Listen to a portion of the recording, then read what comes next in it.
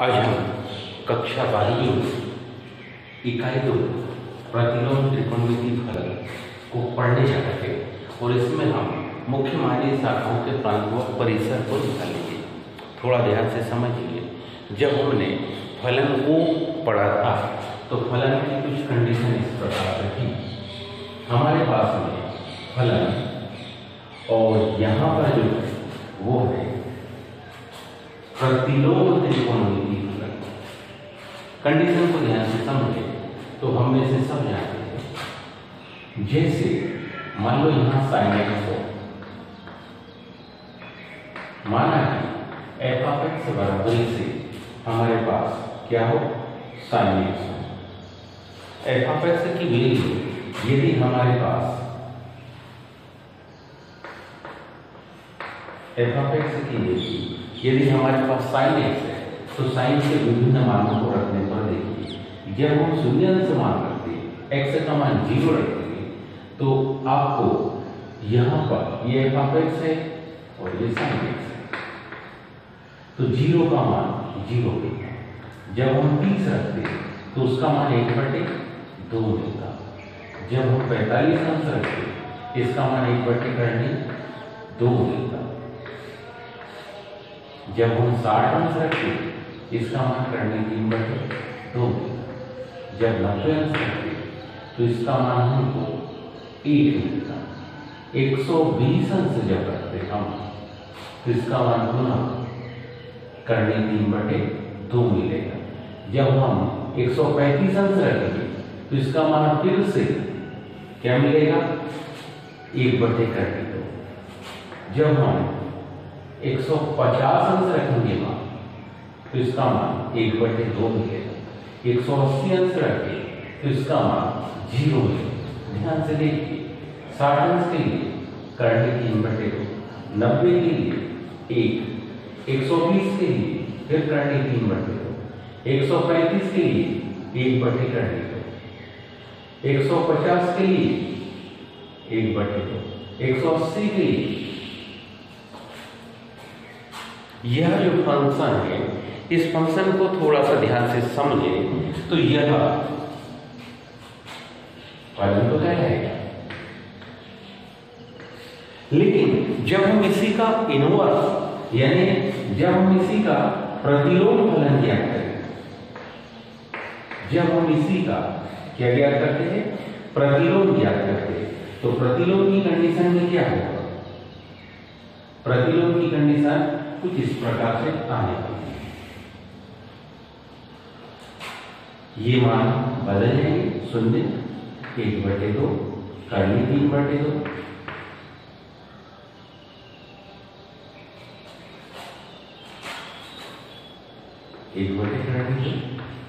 करने 3/2 और आखिरी मान हमारे पास आ जाएगा 1। अभी मानों को ध्यान से देखिए।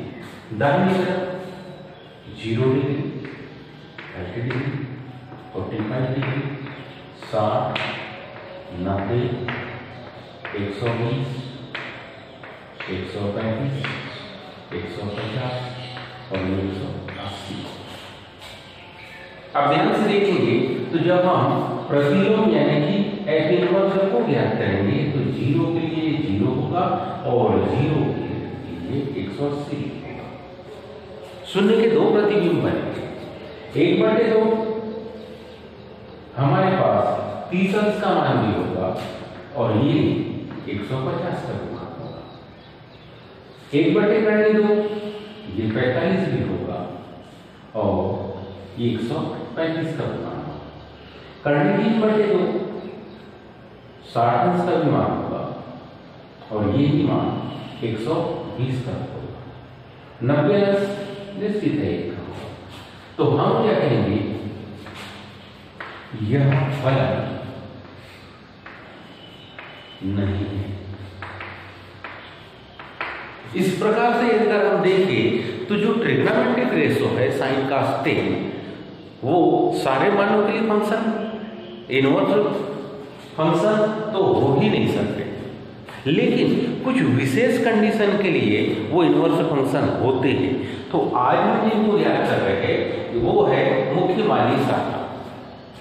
आज हम जिनको ज्ञात कर रहे हैं वो क्या है, मुख्य मानी शाखा किसका वो इन्वर्स हो सकते हैं उनको हम ज्ञात कर रहे हैं, जिससे हम में से सब जानते हैं वो फंक्शन वह फलन प्रतिलोम हो सकता है जो 1 और आंटू दोनों, जिसको हम बाइजेक्टिव फंक्शन कहते हैं। इस प्रकार का फंक्शन जिसको ध्यान से देखिए तो ये 1 भी है, आंटू भी है, 1 एकेकी भी है, आंटू आच्छादक भी हो, मीन्स बाइजेक्टिव है, वो ही फंक्शन प्रतिलोम हो सकता है। क्यों?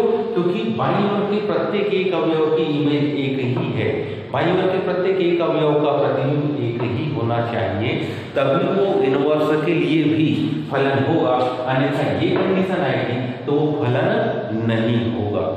तो आज हम साइन कास्ट टेन में कुछ ऐसी ही कंडीशन को ज्ञात करेंगे कि कब वो इनवर्स को फॉलो करेंगे, और वो भी कंडीशन उसकी यहाँ पर हम जो लिखने जा रहे हैं वो होगी मुख्य मानी शाखा, जिसको क्या मुख्य मान कहेंगे। तो ध्यान से देखिए, सबसे पहले हम इन चतुर्थांशों की कंडीशन को समझें।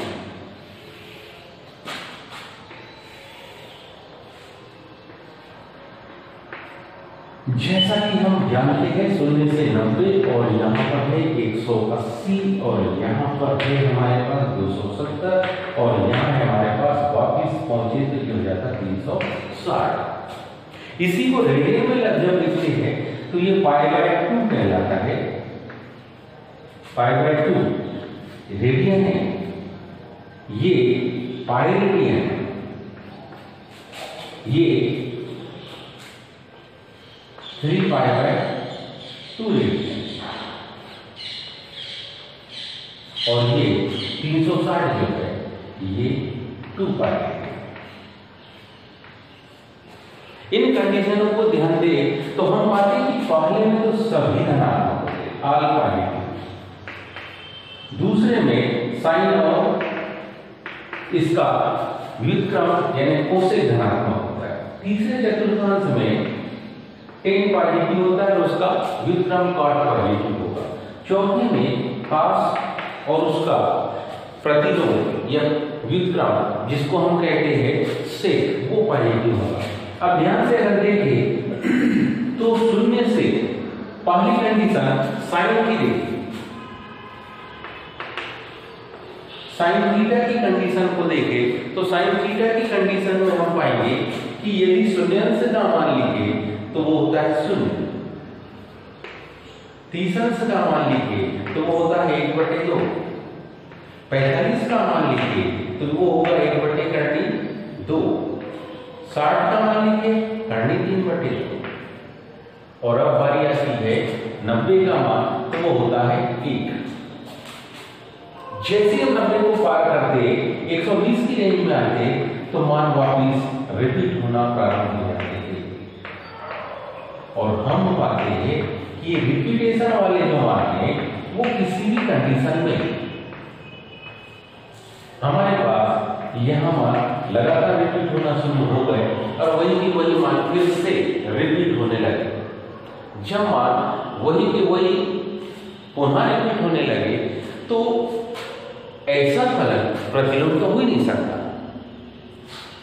तो 90 तक की कंडीशन तो वही रहने देते हैं, लेकिन हम 90 से आगे नहीं बढ़ते बल्कि 90 से पीछे की ओर हटते हैं। जब हम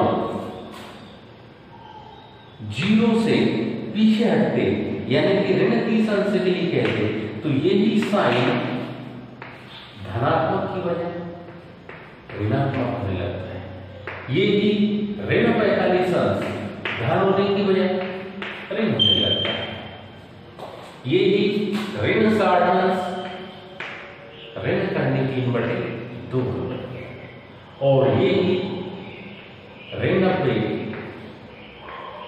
ऋण 1 में बदल जाता है। तो कहने का मतलब है कि जो साइन का इनवर्स का यहां अगर अपन देखें तो इसके आधार पर यदि हम किसका साइन इनवर्स एक्स लिख सकते हैं, थीटा लिख सकते हैं। तो साइन इनवर्स का यहां पर जो प्रांत होगा, प्रांत मतलब इसके कौन कौन से मान हो सकते हैं, कहां से लेकर कहां तक के मान होंगे, तो हम ध्यान से देखें ये धन 1 से लेकर ऋण 1 तक के मान इसमें शामिल हैं। तो ये इसका प्रांत कहलाएगा। कौन सा प्रांत? ऋण 1 से धन 1, ऋण 1 से धन 1 के मध्य मान आएंगे 0, 30, 45, 60, 90। और इसका जो डोमेन बनेगा, ये कोडोमेन बनेगा, यानी कि इसको हम सहप्रांत कहेंगे। उसके जो अवयव होंगे वो क्या होंगे? तो अभी अपन ने देखा ये 90 अंश से लेकर ऋण 90 अंश तक की कंडीशन के मान है। तो इसका जो मुख्य मान होगा ऋण π/2 से धन π/2। ये अभी अपन ने किसका मान निकाला? साइन का। ये मान अभी अपन ने साइन का निकाला।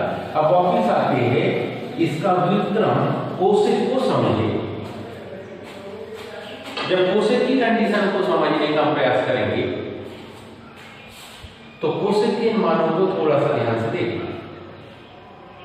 कोसेक थीटा बने, ये सारे मान पकड़ेंगे। 0 अंश का मान